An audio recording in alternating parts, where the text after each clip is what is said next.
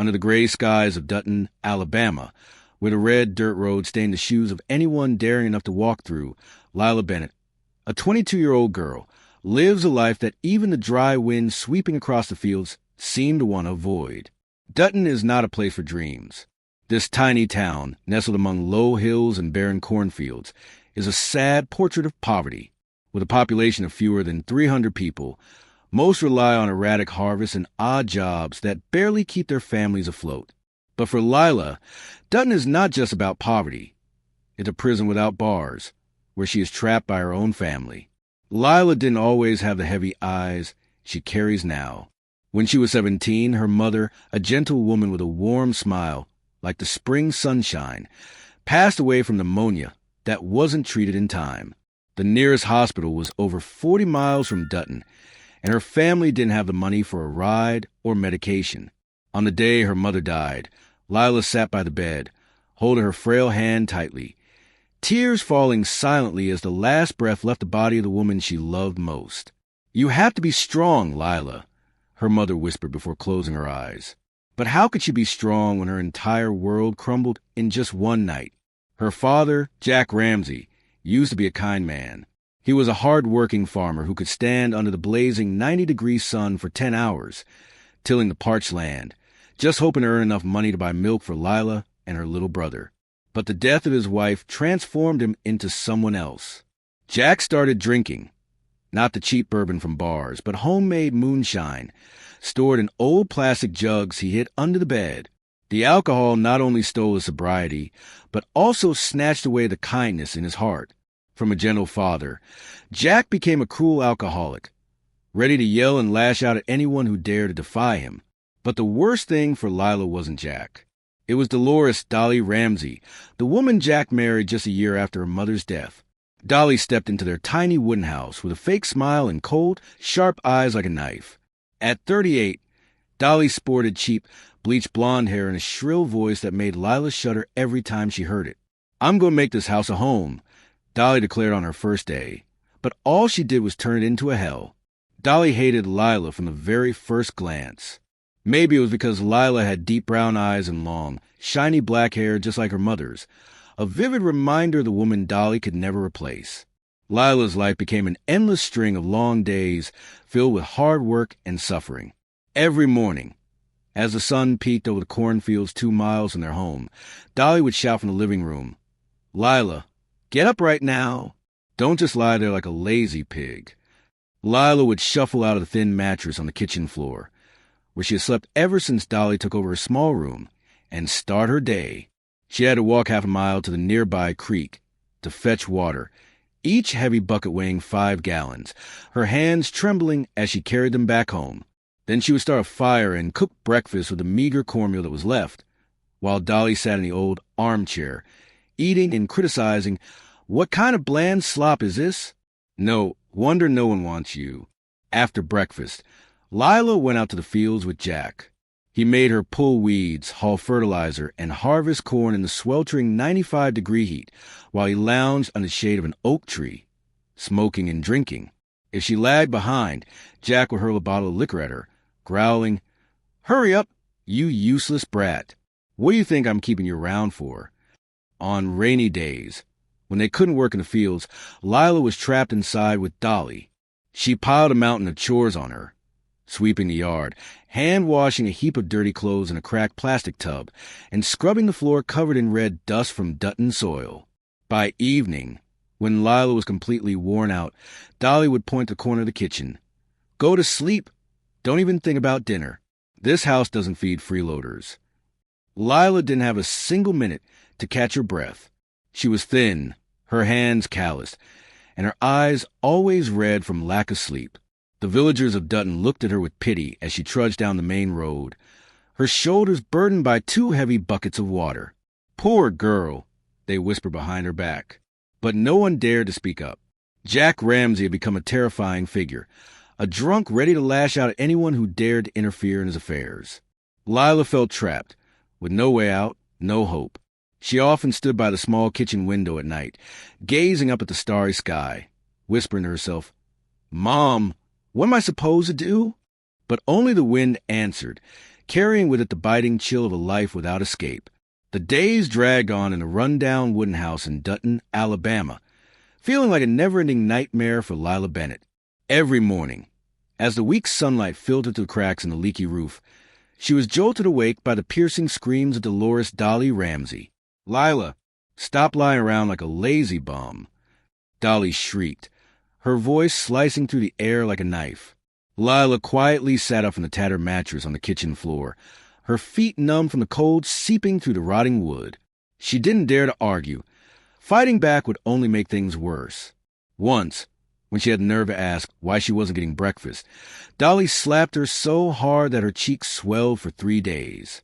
"You want to eat, huh? Go earn some money," Dolly spat, her eyes glinting with disdain. Jack Ramsey, her father, was no better. He often disappeared all day, wandering somewhere in town with a homemade bottle of liquor in hand. When he returned, usually after the sun had set behind the low hills, he brought with him the strong smell of alcohol and an uncontrollable rage. One evening, as Lila was sweeping the front yard under the dim moonlight, Jack stumbled in, his eyes bloodshot. He looked at her, holding an empty bottle, and suddenly threw it in her direction. Lila ducked just in time. The bottle shattered on the red earth, shards of glass scattering everywhere. "What the hell are you doing so slow?" he bellowed, his voice hoarse. "I told you to sweep the yard before I got home." Lila trembled, gripping the broom tightly, but she didn't dare respond. She knew that if she opened her mouth, the next slap would come not just from Dolly, but from Jack himself. Lila's life was not just about hard work and beatings. It was also about deep loneliness. She once had a best friend, Sarah, the daughter of a farming family half a mile from her home. But after Dolly came along, Sarah stopped visiting. "My mom says I can't come near your house," Sarah whispered to Lila one time when they ran into each other by the creek. "Your dad is really scary now, Lila. I'm so sorry." Lila nodded, trying to hold back her tears. She didn't blame Sarah. Everyone in Dutton was afraid of Jack Ramsey. He had once smashed a neighbor's window just because they complained about him drunkenly singing in the middle of the night. Since then, no one dared to come near her family, and Lila became a quiet shadow in town. The wounds on Lila's body didn't just come from her work or the beatings. They were also invisible cuts on her soul. Every night, as she curled up on the kitchen floor, she could hear Dolly and Jack arguing in the bedroom. "That girl is a burden," Dolly screamed. "Why don't you just sell her off?" Jack chuckled, his voice slurred. "Sell her? Who would want that useless thing?" Lila bit her lip, tears streaming down her cheeks. She wondered what she had done wrong to be treated this way. She missed her mother, remembered the days when her mom would rock her to sleep in the old armchair, telling stories about lush green fields and warm homes far away. But now, all of that was just a distant memory she dared not touch. One summer afternoon, when the temperature soared to 97 degrees Fahrenheit, making the air around Dutton feel as stifling as an oven, Lila sat beneath the only oak tree near the house, holding a dry twig and doodling in the red dirt. She had just walked 2 miles to haul back 10 gallons of water from the creek, and her shoulders ached so much she could barely lift her arms.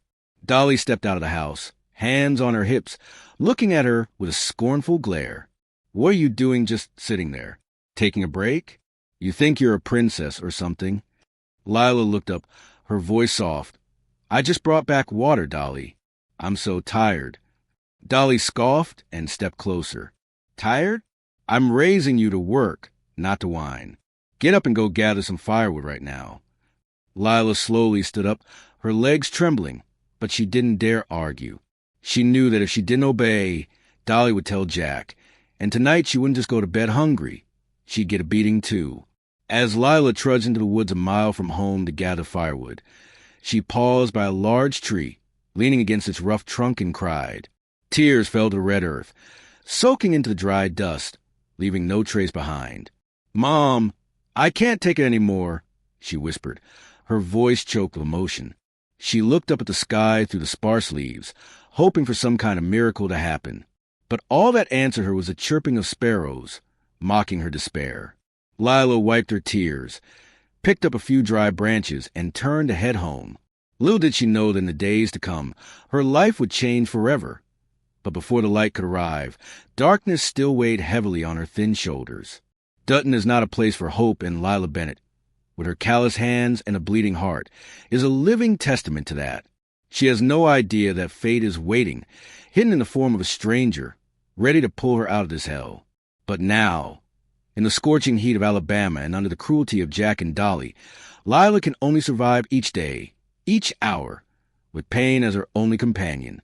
The late summer days in Dutton, Alabama, seemed to stretch on forever for Lila Bennett. The 98-degree heat made the red earth shimmer in the oppressive air, but it was nothing compared to the smoldering fire in her heart. The pain of being trapped by Jack Ramsey and Dolores Dolly Ramsey. She was used to the beatings, the insults, and the gnawing hunger every night. But that day, a stifling Saturday in mid-August, fate quietly knocked on the door of her run-down wooden house, bringing with a man she had never noticed before. Ethan Carter showed up in Dutton 3 months ago. He was a hired hand, coming from somewhere outside of town, wearing tattered shoes and a faded shirt covered in red dust. Ethan was tall and lean, with messy brown hair peeking out from under an old baseball cap, but his blue eyes were sharp, as if they could see right through everything. Jack hired him to work on a family's 5-acre plot, pulling weeds, planting sweet potatoes, and hauling heavy 50-pound bags of fertilizer under the scorching sun. Lila had seen him a few times, quietly working in the distance of the field, but she had never spoken to him. To her, Ethan was just another shadow in her hazy life. Jack promised to pay Ethan $200 for 3 months of work, but like all his other promises, it was just empty words. Every time Ethan asked about his pay, Jack would scoff, patting him on the back as if they were old pals. Next week I'll pay you," he'd say, his hand waving a bottle of liquor. "Just wait until I sell this batch of sweet potatoes." But week after week, Ethan was still left with nothing. He wasn't the type to lose his temper easily, but poverty and patience have their limits. And on that fateful day, with the sun hanging high in the sky, Ethan decided he wouldn't wait any longer. Lila was sweeping the front yard, her hands aching after hauling 8 gallons of water from the creek this morning. She heard heavy footsteps on the dirt path, looked up, and saw Ethan approaching, his face flushed with heat and anger. He stopped in front of the porch, where Jack was sitting on a broken chair, a bottle of whiskey in hand as usual. "Mr. Jack," Ethan called out, his voice deep but firm, "I need my money. Today. I've been working for 3 months, from 6 a.m. to 6 p.m., and you haven't paid me a single cent." Jack looked up, his cloudy eyes staring at Ethan for a moment before breaking into a raspy, mocking laugh. He scratched his head, his other hand pointing at Lila, who stood silently by the broom. "Money, huh?" Jack slurred. "I don't have cash on me right now. But you want money, right? Then take that girl." He pointed directly at Lila, as if she were an item on a store shelf. "Lila, my daughter, she's not worth much around here. Take her to Birmingham or wherever you want. That's your payment." Lila's heart felt like it stopped. She dropped the broom, the sound of it hitting the ground echoing sharply in the stillness. She looked at her father, her eyes wide with shock and pain. "Dad, what are you saying?" she whispered, her voice trembling. Jack stood up, staggering forward, pointing a finger at her face. "Shut up. You should be grateful I found someone willing to take you. Go with him. Don't make me look bad anymore." Dolly, standing in the doorway, crossed her arms and smirked. "Fine. Go ahead. One less mouth to feed. I'll be glad to see the back of you." Lila collapsed to the ground, her knees slamming against the hard red floor. She covered her face, tears streaming down like a river, leaving streaks on her dusty cheeks. "Dad, please don't do this." "I'm begging you," she sobbed, but Jack only roared. "Stop crying here. Get out now." Ethan stood there, fists clenched, his face showing a hint of confusion. He looked at Lila, then at Jack, as if he couldn't believe what he had just heard. "Are you serious?" he asked, his voice dropping. Jack shrugged, taking one last swig from the bottle. "Serious. I'm not joking. Take her away. I'm done with you." Lila looked up, her red-rimmed eyes meeting Ethan's gaze.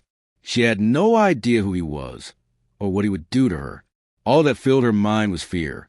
Fear that this man would be just like Jack, like Dolly, turning her into a slave in a strange place. But then she saw something in Ethan's eyes, not cruelty but hesitation, as if he too was caught up in this whirlwind of madness against his will. Ethan began, but then he paused, looking at her once more. Lila was beautiful, even though her face was weary and her hands were calloused. There was something about her that made him hesitate. Not her appearance, but the faint light still flickering in those desperate eyes. "All right," Ethan finally said, his voice deep but steady. "I'll take her." Lila stopped crying, looking up with a confused expression. She didn't understand what was happening, but she knew she had no other choice. Dolly stepped forward, tossing an old black plastic bag toward her. "Here's your stuff. Go on, don't come back." Lila trembled as she picked up the bag, her hands slowly stuffing in a few ragged clothes and the only pair of flip-flops she had. She stood up, her legs heavy as lead, taking one last look at the house. No one hugged her, no one wished her luck. Just a mocking laughter at Dolly and the cold stare from Jack. Ethan turned and walked down the dirt road leading out of Dutton. Lila trailed a few feet behind him, her head bowed low. She had no idea where she was going. Birmingham, over 100 miles from Dutton, was a foreign concept to her. But as they left the town, the silhouette of the wooden house faded behind the cornfields.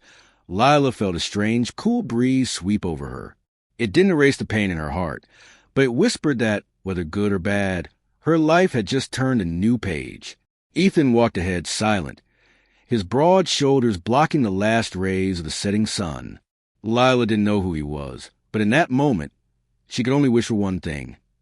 "Oh, God, please don't let this man be like my father."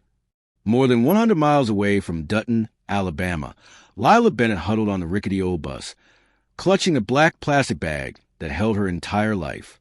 The journey from the impoverished town to Birmingham stretched nearly 3 hours, passing through parched cornfields, shabby little towns, and finally, the wide asphalt roads leading into the city. Ethan Carter sat beside her, silent the whole way, his blue eyes fixed straight ahead as if lost in thought. Lila didn't dare to ask anything. She just stared out the window, her gaze hazy as she followed the trees rushing by, her heart heavy with the pain of being sold like an item by her own father, Jack Ramsey. Please comment, "Lila is strong," in the comments to support Lila. Thank you. As the bus pulled up to the Greyhound station in the heart of Birmingham, Lila stepped off, her worn rubber flip-flops slapping against the scorching asphalt under the blazing 92-degree sun.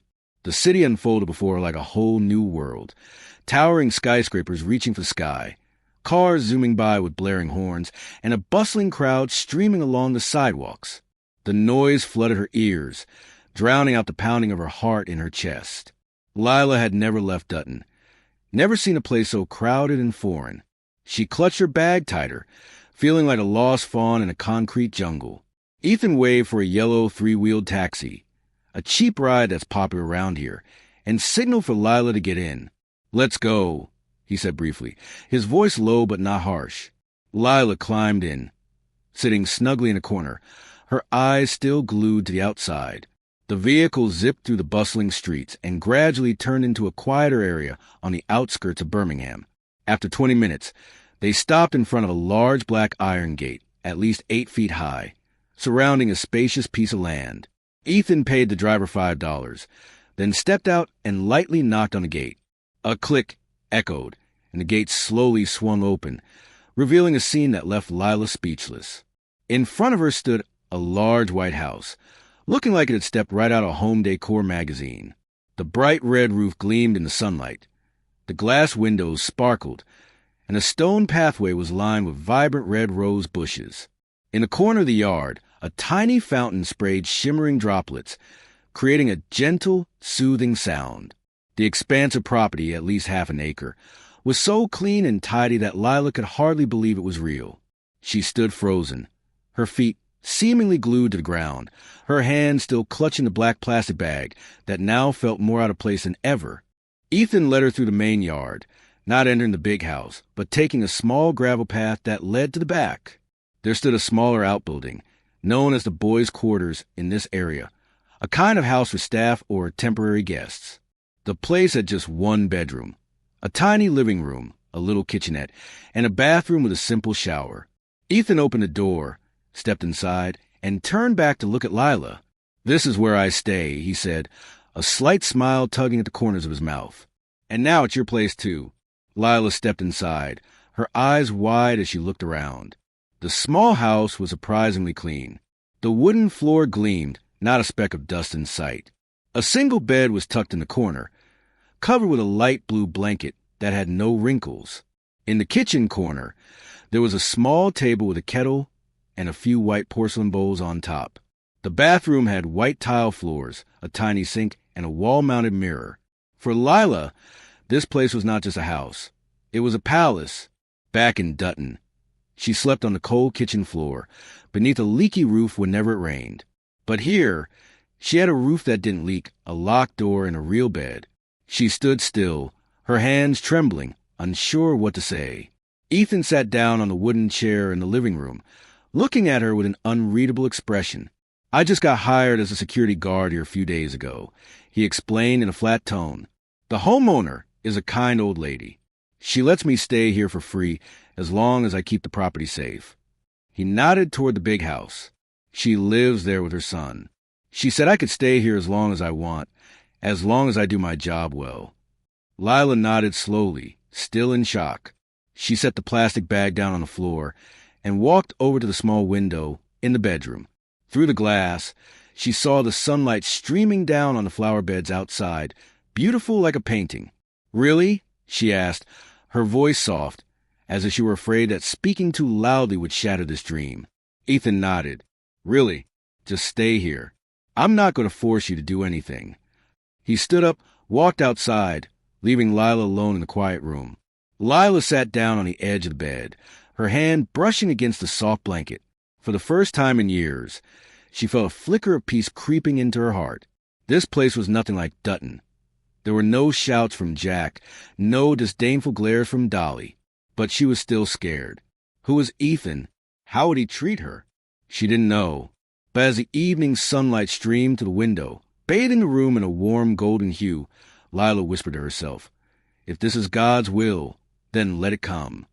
She closed her eyes, took a deep breath, and felt the change beginning, fragile, yet enough for her heart to beat with a rhythm of hope. On her first night in Birmingham, Lila Bennett lay on the small bed in the outbuilding, her eyes wide open, staring up at the wooden ceiling. Moonlight streamed through the window, casting faint patches of light on the floor, while the steady chirping of crickets from the garden outside filled the air. She couldn't sleep, even though the bed was 100 times more comfortable than the tattered mattress in Dutton, and there were no shouts from Jack Ramsay or the shrill voice of Dolores Dolly, Ramsay echoing in her head. Lila still felt uneasy. Ethan Carter, the man who had brought her here, was sleeping on a blanket in the living room just a few feet away. He was an enigma, neither as cruel as Jack nor as cold as Dolly, but still a stranger she couldn't fully trust. The next morning, as the sun just peeked over the Birmingham sky, Lila woke up to a strange, enticing smell wafting from the kitchen. She sat up, rubbed her eyes, and stepped out of her bedroom. Ethan was there, holding a small frying pan, cooking a few eggs on the tiny gas stove. He wore an old gray T-shirt, his lean but strong hands moving skillfully. "Good morning," he said without turning around, his voice warm and deep. Lila stood frozen in the doorway, hesitating. Good morning," she replied, her voice so soft it was nearly drowned out by the sizzle of the pan. Ethan turned back, placing 2 fried eggs on a white porcelain plate, then pushed it toward the small table in the middle of the room. "Have a seat," he said, nodding his head in a gesture. "I made this for you. Hope you sleep well." Lila stepped over, sat down in the chair, her hands tightly clasped in her lap. She looked at the plate of eggs, golden and fragrant, alongside a slice of toast he had somehow found. At Dutton, she rarely got breakfast, usually just some leftover cornmeal that Dolly had left behind. If she was lucky. "Thank you," she whispered, holding the fork but hesitant to eat right away. Ethan sat across from her, taking a bite of his toast, then looked at her. "Aren't you hungry?" he asked, his tone gentle. Lila looked up, her deep brown eyes meeting his blue ones. I'm not used to this," she said, her voice trembling. "I'm not used to someone cooking for me." Ethan paused his chewing, studying her for a moment before nodding slowly. "I understand, but this isn't Dutton. You don't have to be afraid of me." He stood up, filled a glass with water from the kitchen faucet, and placed it in front of her. "Eat. You need your strength." Lila picked up the fork, touched the egg, and finally took a small bite. The rich flavor spread in her mouth, and for the first time in years, she felt a warmth not just from the food, but from Ethan's strange kindness. After breakfast, Ethan led Lila outside to the grounds. He pointed toward the large white house about 50 yards away. "That's Mrs. Eleanor Sullivan's house," he said. "She's the owner here. I work as her guard, patrolling the grounds, checking the gates, making sure no one breaks in. In return, she lets me stay in this house." Lila nodded, her eyes glued to the magnificent house adorned with vibrant red rose bushes. "She's really nice," Ethan continued. "She lives alone with her son, Miles. They don't bother me, so you don't have to worry." Lila turned to him, her voice soft. "So, what am I supposed to do here?" Ethan looked at her, his eyes showing a hint of hesitation. "You don't have to do anything if you don't want to. I brought you away from Dutton because I couldn't leave you there with Mr. Jack. But I'm not forcing you. You can stay here, rest, and think about what you want." He turned away, walking toward the gate to start his shift, leaving Lila standing there, her heart filled with mixed emotions. She stepped back into the small house, sitting on the edge of the bed, her hand brushing against the blue blanket. Birmingham wasn't like Dutton. There was no red dirt caked on her shoes, no gnawing hunger tearing at her stomach, no unexpected beatings. But this change was too big, too fast, leaving her both hopeful and terrified. Ethan wasn't Jack, but could he really be as good as he claimed? Lila closed her eyes and whispered, "Mom, who am I supposed to trust?" Though she didn't have an answer, she felt one thing.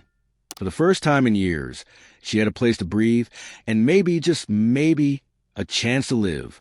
The first days in Birmingham felt like a strange dream for Lila Bennett. The tiny little guest house on Eleanor Sullivan's property, with its cozy bed and tidy kitchen, was a world away from the dilapidated wooden house in Dutton, Alabama. Gone were the shouts of Jack Ramsey. Gone was the disdainful gaze of Dolores Dolly Ramsey. All that remained was the tranquility of the rose garden and the soft footsteps of Ethan Carter as he patrolled the grounds. Yet, even as this peace seeped into every corner of her new life, Lila carried a lingering doubt in her heart. Ethan, the man who had brought her here, remained a mystery she wasn't sure she could trust. Ethan was nothing like Jack. He didn't yell when Lila spilled a cup of water on the kitchen floor on her second day there. He simply grabbed a towel and wiped it up, saying, "It's okay. Take your time." He wasn't like Dolly either, who always seemed to look for ways to point out her mistakes. When Lila clumsily burned a slice of bread on the stove, Ethan just chuckled softly, took another slice, and said, "I once burned a whole pan of eggs when I was learning to cook. You're doing just fine." His kindness left Lila feeling flustered. At Dutton, she was only familiar with insults and beatings. Here, Ethan treated her like a person, not a servant. Every morning, Ethan wakes up early, usually around 5 a.m., to prepare a simple meal before starting his security shift. Lila gradually gets used to the smell of fried eggs and the cheap coffee he brews in a small pot. He always leaves a portion for her on the table, along with a handwritten note. "Eat up. Don't go hungry." Lila doesn't read well. She only finished 8th grade before Jack forced her to drop out of work, but she recognizes Ethan's messy handwriting and understands his message. She starts eating those breakfasts, taking small bites, as if afraid that if she eats too quickly, this kindness will disappear. One afternoon, as the 90-degree heat of Birmingham eased with a gentle breeze from the west, Ethan returned home from his shift earlier than usual. He walked into the small house, holding a small paper bag, and placed it on the table in front of Lila. "Open it up," he said, his voice deep but tinged with excitement. Lila hesitated, opened the bag, and found a light blue cotton dress, simple yet clean, reaching down to her knees. "I saw it at the thrift store near the bus station," Ethan explained, scratching his head shyly. "You don't have much. so I thought you might like it." Lila held the dress, her hands trembling. In Dutton, her clothes are just tattered scraps, soaked in the scent of red dirt and sweat. This dress wasn't fancy, but to her, it was a precious gift. "Thank you," she whispered, her eyes glistening with tears. Ethan waved his hand dismissively. "Don't cry. It's only $2. I don't want you to think I'm doing anything grand." But for Lila, it wasn't just $2. It was the first time in years that someone cared about her without expecting anything in return. That night, Lila wore her new dress, standing in front of the small mirror in the bathroom. She brushed her long black hair with her fingers, gazing at herself in the dim light of the 40-watt bulb. She was no longer the scrawny, dirty girl from Dutton, though still fragile. She was starting to feel a glimmer of worth within herself. As she stepped out, Ethan was sitting in a chair, reading an old newspaper. He looked up, his eyes lighting up for a moment. "You look beautiful," he said, then quickly turned away, as if afraid she might feel shy. Lila smiled. For the first time in years, a genuine smile. In the following days, Lila began to adjust to the rhythm of life here. She helped Ethan tidy up the house, mopping the floors and washing the dishes, even though he never asked her to. "You don't have to do that," he would say every time he saw her with a broom. But Lila shook her head. "I want to. I'm not used to sitting around." Ethan nodded, not pushing her, and gradually, they fell into a peaceful routine. He went to work, she stayed home, and when he returned, they would sit down for dinner together, usually mashed potatoes and canned beans he bought from the nearby store. One evening, as the moon hung high in the Birmingham sky, Lila sat on the bed, watching Ethan spread out a blanket to sleep on the living room floor just 10 feet away. She bit her lip and spoke softly. "Ethan, why don't you sleep on the bed?" "I can sleep on the floor."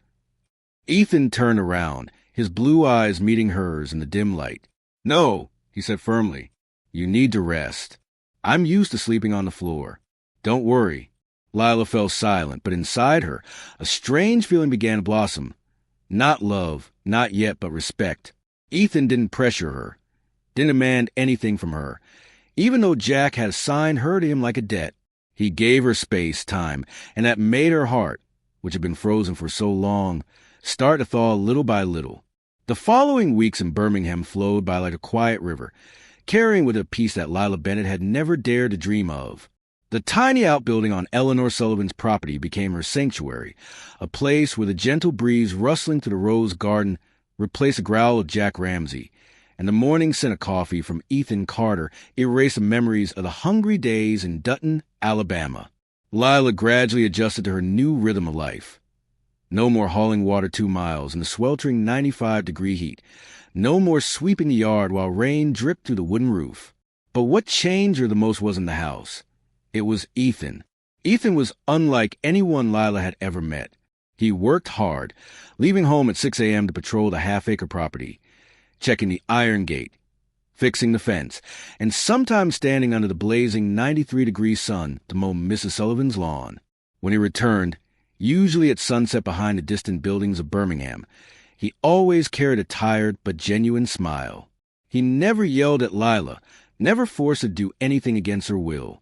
Instead, he gave her freedom. The freedom to rest, the freedom to rediscover herself after the years of torment from Jack and Dolores Dolly Ramsay.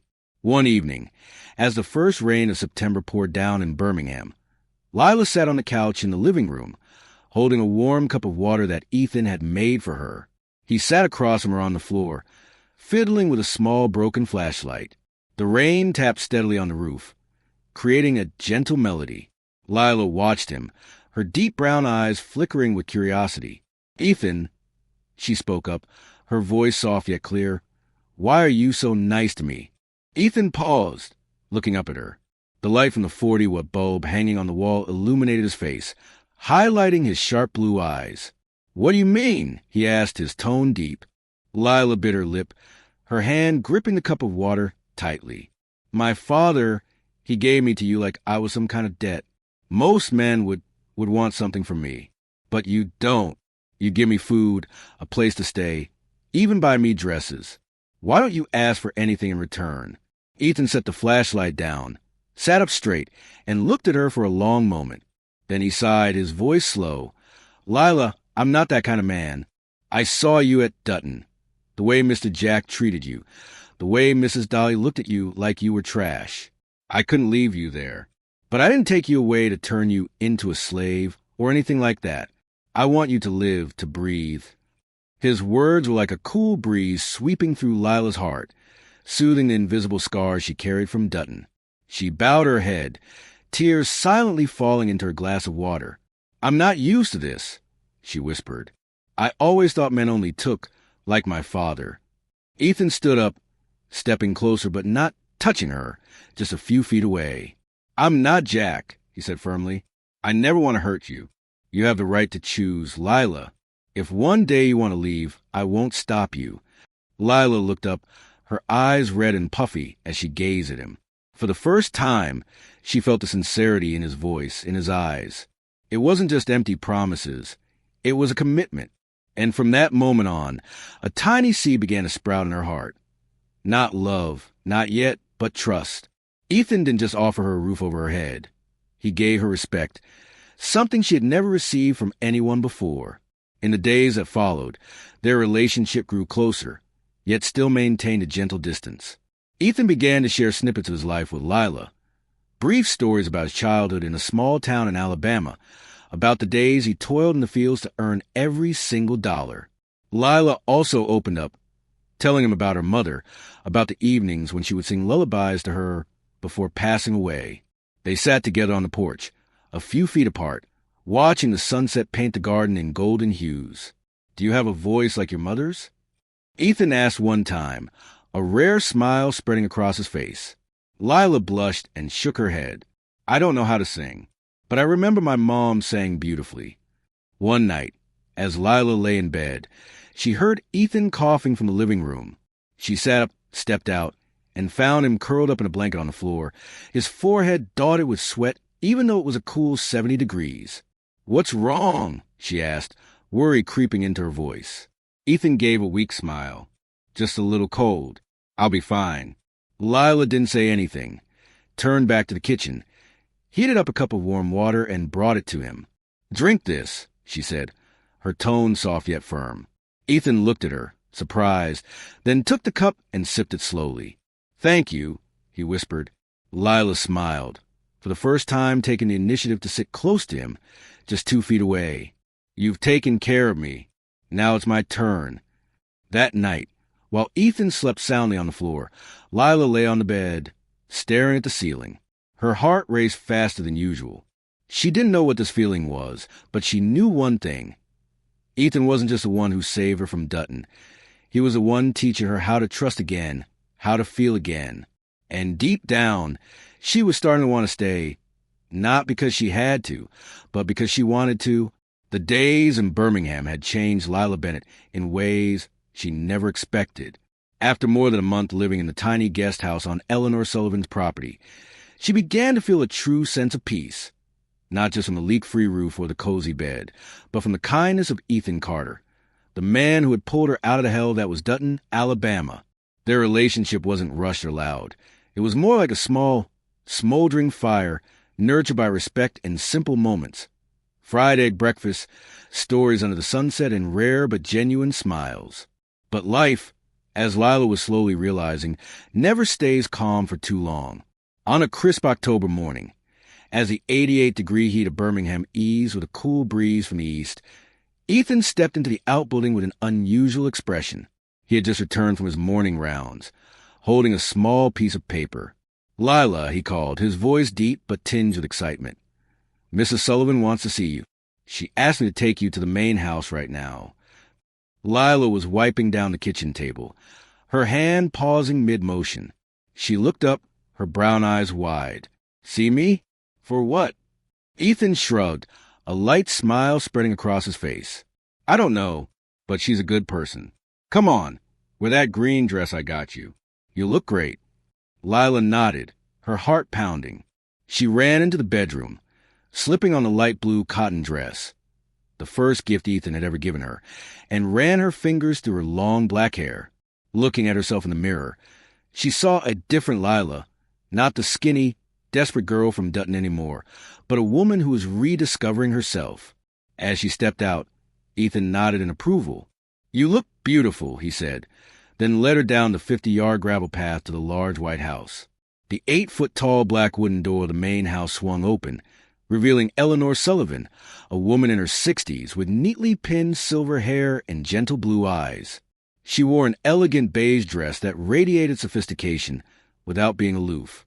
"Good morning, Ethan," she said, then turned to Lila with a warm smile. "And you must be Lila. Come in, dear."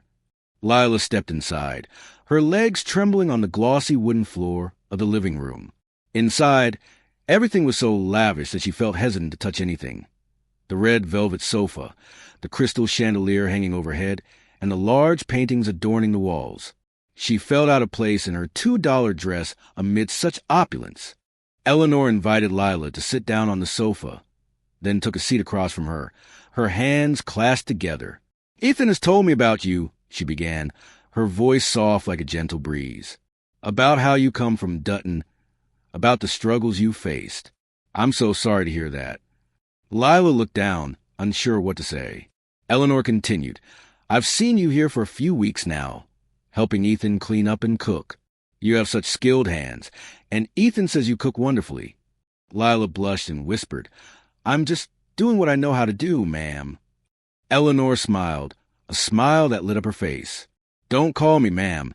Just call me Mrs. Eleanor. Listen, Lila, my cook just quit to move to Texas with her family. I need a replacement, and I think you're the perfect choice." Lila looked up, surprised. "Me? Cooking for you?" Eleanor nodded. "That's right. I pay $12 an hour, 5 days a week. You'll be making lunch and dinner, and sometimes baking if I have guests. I see you have a good spirit, and I believe in you." Lila's heart raced. $12 an hour. To her, that was a fortune. In Dutton, she had never seen more than $5 in her hand at one time. She looked at Eleanor, then at Ethan standing near the door, who nodded encouragingly. I don't know what to say," Lila stammered. "Thank you, Miss Eleanor. I'll do my best." Eleanor gently patted her hand. "Good. Starting Monday, then. And one more thing. Ethan mentioned you want to go back to school?" Lila nodded slowly. "Yes, I only finished 8th grade. I want to go to college, but my family doesn't have the money." Eleanor's eyes lit up. "I love girls with dreams. Work for me, and you'll earn money. I'll help you step by step." Lila smiled, tears silently falling. This was the first time someone believed in her dream, besides Ethan. She turned to him and saw him smiling proudly. "Thank you, ma'am," she said, her voice choked with emotion. Eleanor stood up and patted her shoulder. "Don't cry, sweetheart. This is your chance. Grab it." As they left the main house, Lila walked alongside Ethan, her heart brimming with hope. This job wasn't just about the money. It was a chance for her to rebuild her life. But as they approached the outbuilding, a figure emerged from the corner of the yard. A tall guy, around 25, with golden hair and blue eyes like Eleanor's, stepped forward. He wore a white shirt and jeans, a confident smile on his face. "Ethan," he called out, then looked Lila up and down. "Who's this?" Ethan replied curtly, "Lila, my wife." The guy burst into a hearty laugh. "Wife? Hello there, I'm Miles Sullivan. It's a pleasure to meet someone as lovely as you." Lila bowed her head, feeling uneasy. Miles's gaze was nothing like Eleanor's. It was sharp, curious, and there was something about it that sent shivers down her spine. Ethan took her hand, giving it a gentle tug. "Let's go," he said, his voice firm, as they stepped into the auxiliary building.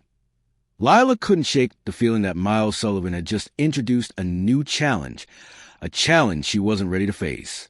The door of the guest house closed behind Lila Bennett and Ethan Carter, but Miles Sullivan's piercing gaze seemed to follow her, leaving her with an unsettling feeling she couldn't shake off. That night, as the moon hung high in the Birmingham sky, Lila lay in bed, her eyes wide open, staring at the ceiling.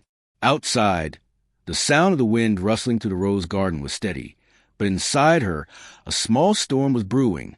Ethan slept on the living room floor, 10 feet away, his steady breathing the only sound breaking the silence. Lila wanted to tell him about the strange feeling she had when she met Miles, but she didn't know where to start. She just whispered to herself, "I'm just imagining things. He's just Eleanor's son." Monday arrived quickly, like a gust of wind. Lila woke up at 5 a.m., wearing a light blue dress, and tied her hair up in a small bun. She walked down the 50-yard gravel path to the main house, holding an old apron that Ethan had found in the corner of the kitchen. When she knocked on the door, Eleanor Sullivan opened it, her warm smile as inviting as ever. "Good morning, Lila. Are you ready?" she asked, leading her into the kitchen. Eleanor's kitchen was 10 times larger than the tiny corner of the kitchen at the outbuilding, featuring a shiny granite countertop, a double oven, and a 6-foot-tall refrigerator packed with food. Lila stood still, overwhelmed. Back at Dutton, she cooked on a wood stove with a few crooked pots. Here, everything felt like it had stepped out of a dream. Eleanor showed Lila how to prepare lunch, a roasted chicken with mashed potatoes and steamed green beans. "Just relax," she said, giving her a gentle pat on the shoulder. "I like simple food, but it has to be delicious." Lila nodded and got to work. Her hands moved quickly, chopping the chicken, seasoning it with salt, and stirring the potatoes on the stove. The aroma filled the kitchen, and when Eleanor tasted it, she nodded in satisfaction. "Wonderful, Lila. You really have a talent." Lila smiled, feeling a sense of relief. This job wasn't just a way to make money. It was a chance for her to prove her worth, something Jack and Dolly had never given her the opportunity to do. But that joy didn't last long. On the 3rd day of work, as Lila was chopping vegetables at the kitchen table, the door swung open. Miles Sullivan stepped in, tall in his crisp white shirt and shiny leather shoes. He leaned against the doorframe, his blue eyes scanning her from head to toe. "Hello, beautiful chef," he said, his voice smooth as honey. Lila paused, lowering her head. "Hello, Mr. Miles," she replied, trying to keep her voice steady. Miles moved closer, just 3 feet away, resting his hands on the table. "My mom says you cook wonderfully. I'm curious to try," he said, a confident smile never leaving his face. Lila continued chopping the vegetables, not looking up. "Thank you. I'm just following Mrs. Eleanor's instructions." Miles laughed heartily. "Just call me Miles." "No need for, sir. How old are you, Lila?" She hesitated. 22. Miles nodded, his eyes lighting up. 22 and married to Ethan? What looks like yours. You should be out there enjoying life, not stuck with some broke security guard. Lila tightened her grip on the knife, her hand trembling slightly. "Ethan is my husband," she said, her voice firming up. "He's good to me." Miles shrugged, stepping closer, his voice dropping. "All right, but I can offer you more. You want to go to college, right? I heard your mom mention it. I have the money, Lila. I can send you to Atlanta, even New York, to the best schools. You don't have to live in that cramped little house." Lila looked up, her brown eyes igniting with a small fire. "I don't need your money," she said, her voice firm. "I have Ethan, and I'll earn my own way to school." Miles scoffed, refusing to back down. "Ethan? He's got nothing but that $8 an hour job. I'm different. I can give you everything, clothes, a phone, a nice apartment. Just say yes, and I'll take care of it all." He leaned in, close enough for Lila to feel his breath on her hair. "You deserve more than this, Lila. Don't waste your youth on a guy like Ethan." Lila stepped back, her heart racing. "I'm not something to be bought," she said, her voice trembling but firm. "I'm here because I want to be, not because of you or anyone else." If you're moved by Lila's resilience and her genuine love for Ethan, please like and subscribe to the Legendary Narratives channel to help us share beautiful stories about the strength of a human spirit. Miles stood tall, his eyes narrowing. "You'll regret this," he said, his voice turning cold. "I don't like being rejected." He turned and walked out of the kitchen, leaving Lila standing there, her hand still gripping the knife tightly. She gasped for breath, her heart racing with fear and anger. Miles was nothing like Eleanor. He wasn't kind. He didn't respect her like Ethan did. He looked at her like she was a toy, and that made her think of Jack, of how he used to sell her off like a debt. When Lila got home that night, she sat down on the bed and recounted everything to Ethan. He listened intently, his hands clenched, his expression darkening. Did he really say that? Ethan asked, his voice low but filled with anger. Lila nodded, tears streaming down her face. I refuse, but I'm scared, Ethan. He's Eleanor's son. If he wants to, he can kick us out. Ethan stood up, walked over, and took her hand. I won't let him touch you, he said, his voice as solid as a rock. You're my wife, Lila. I will protect you, no matter what happens. Lila looked into his eyes and saw the determination there. The trust she had in Ethan, which had been growing during their time in Birmingham, now burned more fiercely than ever. But deep down, she knew the challenge from Miles wasn't over, and the climax of her life was just beginning here. After the tense days in Birmingham, Lila Bennett felt her heart being squeezed by the threats from Miles Sullivan. The small outbuilding where she and Ethan Carter had built a peaceful life for over a month was no longer a safe haven. The kindness of Mrs. Eleanor Sullivan, who had given her a cooking job at $12 an hour, was overshadowed by Miles's arrogant gaze and tempting words. Lila had turned him down, refused the promise of money, school in Atlanta, and a lavish life. But the way Miles said, "You'll regret this," kept her from sleeping soundly. She was afraid, not just for herself, but for Ethan, who had sworn to protect her at any cost. The next morning, as the 65-degree F-chill of October enveloped Birmingham, Lila woke up early, but Ethan was no longer lying on the blanket in the living room. She stepped out to find the kitchen table completely bare. No fried eggs, no familiar handwritten note. A wave of unease washed over her. Ethan had never left without saying something. Lila slipped into her light blue dress, hurriedly tied her hair back, and stepped outside. Mrs. Eleanor's property was unusually quiet, with only the sound of sparrows chirping among the rose bushes 20 yards away.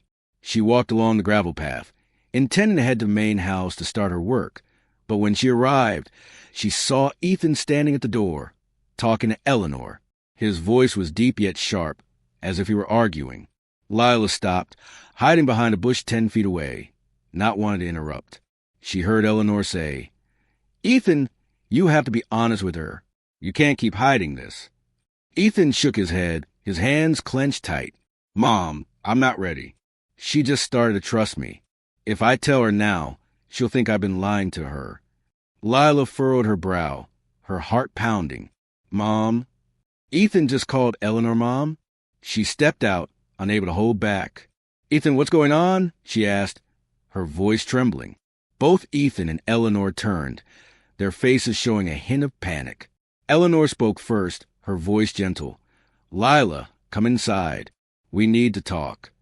Lila looked at Ethan, waiting for an explanation, but he just hung his head, his blue eyes filled with guilt. She stepped into the main house, sat down on the sofa, her hands tightly clasped together. Eleanor sat across from her, while Ethan stood near the door, as if he didn't dare to come closer. "Lila," Eleanor began, "there's something we need to tell you. Ethan isn't just a guard here. He's my son, my oldest son. Miles is his younger brother." Lila felt her head spinning. She looked at Ethan, then at Eleanor and back at Ethan. "Your son? But he said he was poor, that he worked to make a living. He took me away from Dutton because—" She paused, tears welling up. "Ethan, did you lie to me?" Ethan stepped forward, knelt down in front of her, and took her hands. "Lila, listen to me," he said, his voice urgent. "I didn't lie to you. I just didn't tell you the whole truth. I was born into this family. That's true. My family is wealthy, very wealthy. But I didn't want to live like Miles, didn't want to use money to buy everything. I left home 5 years ago, living like an ordinary person, working the fields, doing security, to find a real life." Lila pulled her hand away, stood up, and stepped back a few feet. "So it was all a lie? Why did you pretend to be poor? Just to mess with me?" Ethan shook his head, his eyes red. "No, I'm not messing with you. When I came to Dutton, I saw how Jack treated you. I wanted to help you, but I was afraid that if I told the truth, you'd think I was like Miles, like those guys who use money to manipulate others. I want you to trust me for who I am, not because of my family's money. Eleanor stood up and placed her hand on Lila's shoulder. Lila, Ethan is telling the truth. He's been hurt before. A lot of girls came to him for his money, then left when he didn't give them what they wanted. When he brought you here, I told him to be honest, but he wanted to wait until you really trusted him. Lila looked at Eleanor, then at Ethan, her mind racing. So Miles knows, she asked. Ethan nodded. He knows. But I told him not to say anything. I never thought he would use that against you. Tears streamed down Lila's cheeks. She turned away, heading for the door, but Ethan rushed after her, grabbing her hand. Lila, please, he said, his voice choked with emotion. I love you, not because Mr. Jack handed you over to me, not because I want to prove anything. I've loved you since the first day I saw you at Dutton, when you were sweeping the yard in that sweltering 97-degree heat and didn't falter. I'm sorry for keeping this from you. Please forgive me. Lila stood still, looking into his eyes. She saw sincerity there, just like when he gifted her the $2 dress, when he slept on the floor, so she could have the bed. But this truth was too big, too shocking. She pulled her hand away, her voice trembling. I need time, Ethan. I don't know what to think anymore. She stepped outside, leaving Ethan kneeling there, his head bowed. Eleanor watched her go, letting out a sigh. Give her time, Ethan. She's stronger than you think. Lila returned to the guest house, sat on the bed, and buried her face in her hands, crying. Ethan wasn't the poor guy she had thought he was. He was a billionaire, but he was also the one who saved her, who respected her. She loved him. She knew that, but this truth hurt her. It hurt because she had believed in a part that was false. Outside, Birmingham was quiet under the pale sunlight, but inside Lila, a storm of emotions was sweeping her away. The small, humble outbuilding on Eleanor Sullivan's property became a temporary refuge for Lila Bennett after the tearful conversation in the main house. Birmingham remained peaceful under the October sky, with a 65-degree chill creeping through the rose bushes 20 yards away. But inside Lila, everything felt as tangled as a ball of yarn. She sat on the bed, her hands clutching the light blue dress, the first gift Ethan Carter had ever given her, as if it were the last thread connecting her to the days when she had trusted him completely. The truth that Ethan wasn't just some poor guy, but the eldest son of the wealthy Sullivan family, left her both heartbroken and confused. He had rescued her from Dutton, Alabama, had given her the respect that Jack Ramsey and Dolores Dolly Ramsey had never offered, but had also hidden a part of his true self from her. Ethan didn't return to the guest house right away. Lila heard his footsteps crossing the yard, then the sound of the iron gate closing about 50 yards away. Maybe he was on patrol, or maybe he was just giving her space, something he always did whenever she needed it. But this time, his silence didn't bring her comfort. She stood up, walked to a window, and gazed out at the misty garden in the afternoon. Ethan's image flashed in her mind, him kneeling in front of her, his blue eyes filled with regret, his voice choked. I love you, Lila. She believed he loved her, but was that love enough to erase the feeling of being deceived? As the sun set, painting the Birmingham sky a brilliant orange, Ethan finally returned. He stepped inside, his shoes caked in red dust, the only remnants of his days working at Dutton. He paused at the threshold, watching Lila sitting on the couch, still clutching the dress. Lila, he said, his voice low and weary, I don't expect you to forgive me right away, but I need you to know one thing. I never wanted to hurt you. Lila looked up, her brown eyes glistening, but no longer filled with the anger they once held. Then why didn't you just be honest in the start? She asked, her voice soft. Why did you let me believe you were someone else? Ethan sat down on the floor, a few feet away from her, his head bowed.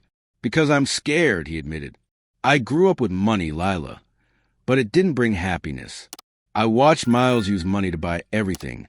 Friends, love, loyalty. I don't want that.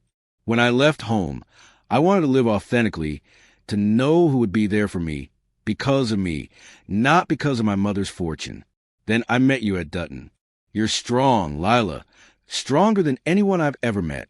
I don't want you to see me as just a rich guy. I want you to see me as Ethan, just Ethan. Lila remained silent, listening intently. His words touched her heart, bringing back memories of the nights he slept on the floor so she could have the bed, the breakfast he made even when he was exhausted from long shifts. "But you're Mrs. Eleanor's son," she said, her voice trembling. "You could have everything. Why would you choose to live like this?" Ethan smiled sadly. "Because I want to find someone like you, someone who doesn't need my money but needs me. And you've done just that, Lila. You turned down Miles, even though he promised you the world. You chose me, even though I have nothing but this house." Tears streamed down Lila's cheeks again, but this time it wasn't from pain. She stood up, walked closer to him, and knelt down so their faces were level. "I love you, Ethan," she whispered, finally saying it out loud for the first time. "Not because you're rich or poor, but because you're the only one who truly sees me, really sees me. But you have to promise me, from now on, no more secrets." Ethan took her hands, squeezing them tightly. "I promise," he said, his voice steady. "I will never let you doubt me again." They embraced, for the first time since arriving in Birmingham, not as two people forced together by Jack, but as two souls willingly intertwined. Lila felt the warmth radiating from Ethan, and in that moment, the truth was no longer a burden. It was a bridge that brought them closer. Outside, the moonlight bathed Mrs. Eleanor's land, and Lila knew that no matter how painful the past had been, she had found a man who not only rescued her from Dutton, but also gave her a reason to believe in the future. After the tearful embrace in the back house in Birmingham, Lila Bennett felt a fresh breeze sweep through her life. The fact that Ethan Carter wasn't just some poor security guard, but the eldest son of the wealthy Sullivan family, was no longer a burden. It became a declaration that he loved her not for money or power, but for who she truly was. Under the October moonlight, with a chill of 65 degrees Fahrenheit enveloping Mrs. Eleanor Sullivan's estate, Lila and Ethan sat together on a small wooden bench outside, just 20 yards away from the rose bushes. They didn't say much, just held hands, letting the silence speak volumes. But Lila knew their journey wasn't over. It had only just begun. The next day, Lila returned to the main house to work. She stood in the kitchen, chopping vegetables for lunch, feeling lighter than ever. Eleanor walked in, a gentle smile on her face. "Lila, are you okay?" she asked, her voice warm. Lila nodded, smiling. "I'm fine, Grandma Eleanor. Thank you for being honest with me." Eleanor patted her shoulder. "Ethan is a good boy, but sometimes he can be too stubborn. I'm glad you forgave him." Lila lowered her head, grateful to her, not just for the job, but for raising someone like Ethan. But not everyone in the Sullivan family is welcoming this reconciliation. Miles Sullivan showed up over the weekend while Lila was setting the dining table in the main house. He walked in, his polished leather shoes echoing on the wooden floor, his cold blue eyes fixed on her. "So you're still here," he said, his tone dripping with sarcasm. "I thought you'd leave once you found out who Ethan really is." Lila paused, looked up, her voice steady. "I'm here because I want to be, Miles, not because of your money or anyone else's." Miles scoffed, stepping closer, just 3 feet away from her. "You're such a fool. Ethan could give you the world, but he chooses to live like a beggar. You deserve better than that." Lila clenched her fists, recalling Miles' tempting words from before. "I don't need you to define what I deserve," she said, her voice steady. "Ethan respects me." "You don't." Miles frowned, but before he could respond, Ethan stepped in from the back door, his eyes darkening at the sight of his brother. "Miles, that's enough," he said, his tone low but sharp. "Leave her alone." Miles shrugged and turned away, but not without throwing one last jab. "She'll see I'm right, soon enough." Ethan took Lila's hand, pulling her away from the kitchen. "Don't pay attention to him," he whispered. "He doesn't understand us." Lila nodded, but she knew she couldn't stay on this land forever. Miles was a threat, and she didn't want Ethan to have to confront his brother because of her. That night, she sat down with Ethan in the shed, her voice serious. "Ethan, we should leave. I don't want you to lose your family because of me." Ethan looked at her, surprised. "Leave? But you just started your job. You just got the chance to go to school." Lila took his hand, her eyes shining.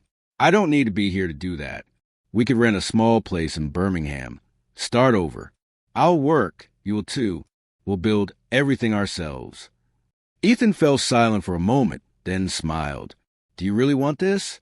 Lila nodded. I want us to have a place of our own, where no one can interfere. Ethan pulled her into his arms and whispered, All right, Lila, we'll make it happen.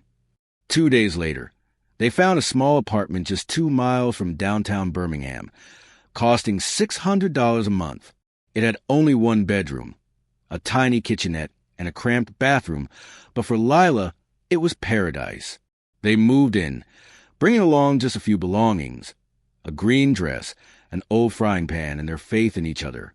Lila continued to work for Eleanor remotely, cooking and delivering meals to the main house every day, while Ethan started a new job, fixing cars at a nearby garage, earning $10 an hour. They saved every cent, every dollar, with a bigger dream in mind. Lila would go to college. A year went by, then 2. Lila enrolled at the University of Alabama at Birmingham, studying nursing, thanks to the money they had saved and a small scholarship from the school. She worked during the day and studied at night, while Ethan stood behind her, always her solid support. In her 3rd year, as Lila walked through the schoolyard in her nursing uniform, she received a call from Jack Ramsey. Lila, sweetheart, his voice, rough yet filled with surprise, rang through the phone, singing a tune. I heard you snagged yourself a wealthy guy in Birmingham. Forgive me, Lila. Bring your sister up here. Lila let out a cold laugh. No, Dad, I forgive you, but I don't want to be near you or Dolly anymore. If you really need help, call me. Otherwise, don't bother me. She hung up, looked up at the Birmingham sky, and whispered, Thank God for bringing Ethan into my life. The following years in Birmingham passed like a sweet dream for Lila Bennett. From their small apartment just 2 miles from downtown, she and Ethan Carter built a life together that she once thought only existed in the stories her mother told back in Dutton, Alabama. Lila was no longer the skinny girl trembling under the 97-degree heat or the beatings from Jack Ramsey and Dolores Dolly Ramsey. She was now a nursing student at the University of Alabama at Birmingham, with bright brown eyes filled with hope and calloused hands that now held a pen instead of a broom. Ethan stood by her side, no longer security guard sleeping on the floor, but devoted husband working at the garage, earning every $10 hour to help her chase their dream. Graduation day arrived on a bright May morning, as the 85-degree heat made the air in Birmingham shimmer with a breath of summer. Lila walked across the campus in her white gown, diploma in hand, and a radiant smile on her face. Ethan sat in the audience, shouting out amidst the crowd, That's my wife. Lila, you did it. He stood up, clapping until his palms turned red, his blue eyes sparkling with pride. As she stepped off the stage, Ethan rushed over, wrapping her in a tight embrace and spinning her around amidst the laughter. I knew you could do it, he whispered, kissing her forehead. Lila beamed, tears of joy streaming down her face. Thank you, Ethan. Without you, I'd still be in Dutton, sweeping the yard for Jack. They returned to the apartment and threw a small party with a few friends from school and the garage. Lila made roasted chicken, a recipe she learned from Eleanor Sullivan, and Ethan brought home a chocolate cake from a nearby shop, costing $15, the first little luxury they treated themselves to. As everyone left, Lila and Ethan sat on the cramped sofa, gazing out the small window at the city lights. Do you remember our first day in Birmingham? Lila asked, resting her head on his shoulder. Ethan nodded, a soft smile spreading across his face. Of course. You were so scared of me that you wouldn't even eat the eggs I cooked. Lila laughed, playfully punching his arm, because you were a stranger. Who knew you'd turn out to be a prince in tattered clothes? Ethan took her hand, his voice warm and deep. No, Lila, you are the queen. From a girl sold by her father, now you are a caregiver. I'm just a lucky one who gets to walk alongside you. Lila looked at him, her heart overflowing with love. She no longer doubted Ethan. He was the one who had given her not just a home, but a whole new life. We've come a long way, haven't we? She said, her eyes shining. Ethan nodded, pulling her into his embrace. And we'll go even further. A month later, Ethan took Lila for a ride in an old pickup truck he had fixed up in the garage. They drove through the suburbs of Birmingham, stopping in front of a 2-story house with a golden gate and a spacious 300-square-foot front yard. Lila frowned, curious. "What are we doing here?" Ethan smiled, holding out a set of keys. "This is your house, Lila. I promised I'd get you a real home." Lila gasped, jumped out of the truck, and ran to hug him. "Ethan, how did you do this?" He laughed heartily. "I saved up for my days as a security guard, plus the money I made fixing cars. This is ours." Lila stepped into the house, tears streaming down her face as she took in the spacious living room, the modern kitchen, and a bedroom with a window overlooking the garden. From a girl sleeping on the kitchen floor in Dutton, she was now the owner of a home, a journey from suffering to glory that she had never dared to dream of. She turned back and hugged Ethan tightly. "You're the best thing that ever happened to me," she whispered. Ethan kissed her and whispered back, "And you are my whole world."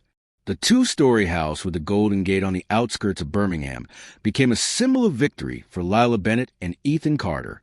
Under the brilliant June sunshine, as the 87-degree heat made the Alabama summer air shimmer, Lila stood in the 300-square-foot front yard, holding a small bucket, watering the rose bushes she had planted herself.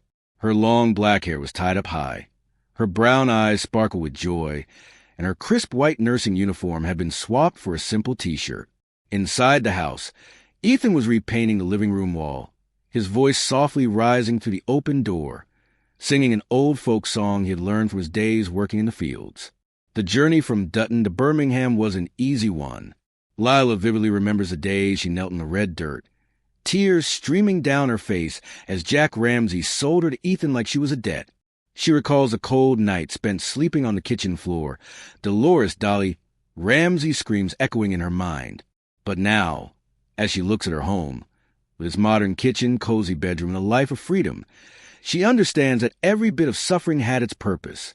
Ethan stepped out, his hands smudged with white paint, grinning from ear to ear. "Look at you, like a real farm girl," he teased, wiping the sweat from his forehead. Lila laughed, splashing a bit of water from the bucket at him. "And you look like a terrible painter," she shot back, and they both burst into laughter, their joy blending with the sound of birds singing in a nearby oak tree. One peaceful afternoon, as Lila was rearranging the little bookshelf in the living room, where she kept her nursing books and a few old stories Ethan had bought from the $1 thrift store, the doorbell rang. She opened the door, surprised to see Mrs. Eleanor Sullivan standing there, her silver hair neatly pinned up, her gentle blue eyes just as they had been the first day they met. "Mrs. Eleanor," Lila exclaimed, inviting her in. Eleanor stepped inside, looking around the house with a satisfied smile. "I heard Ethan say you all bought a new house," she said, settling down on the sofa. "I wanted to see it for myself." Lila brewed a sweet tea, a specialty from Alabama she learned while working at the main house, and set it in front of Eleanor. "Thank you for coming," she said, sitting across from her. "I didn't expect you to be here." Eleanor took a sip of the tea, then looked at Lila with a warm voice. "Lila, we are so proud of you. From a girl beaten down by life, you've stood up, pursued your education, and built a family. Not everyone can do that." Lila blushed and looked down. "I couldn't have done it without Ethan, and you too.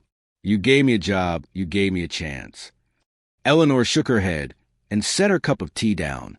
"No, Lila, opportunities are something we offer, but the strength to seize them is yours. You turned down miles, you rejected the easy path, and chose your own. That's something rare."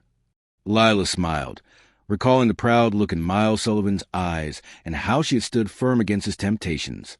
"I just want to be true to myself," she said. "Ethan taught me that money can't buy happiness. Love and respect can."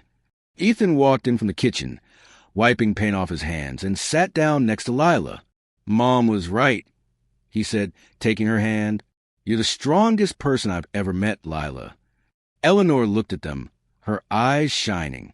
"You two are proof that true love doesn't need money or power. It needs trust and sacrifice." She stood up, hugging them both before leaving. "Hold on to each other," she said, then walked out the door, leaving Lila and Ethan in the warmth of the home they had built together. That night, As the moonlight streamed to the bedroom window, Lila lay beside Ethan, her head resting on his chest.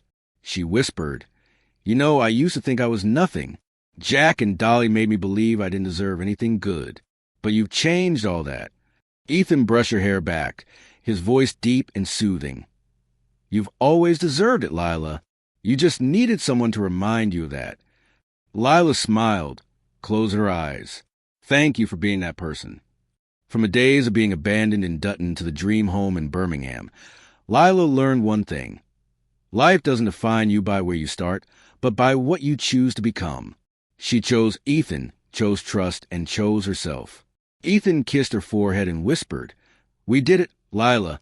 From here on out, it's only brighter days ahead." Lila nodded, her heart overflowing with peace.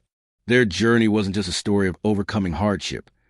It was a message that genuine love and resilience can transform a forsaken girl into a glorious woman, and an ordinary man into a true hero. Thank you for joining us on the journey from pain to glory with Lila and Ethan, a story of resilience, true love, and the strength to overcome adversity. From the dark days in Dutton to their dream home in Birmingham, they have shown that a person's worth isn't measured by money, but by their heart and choices. If this story touched you, please hit like and subscribe to the Legendary Narratives channel so you won't miss out on other inspiring tales. We truly appreciate your support. Every like and comment fuels the Legendary Narratives channel to continue spreading beautiful stories. Goodbye for now, and we'll see you in the next video. Always believe in your own strength, just like Lila did.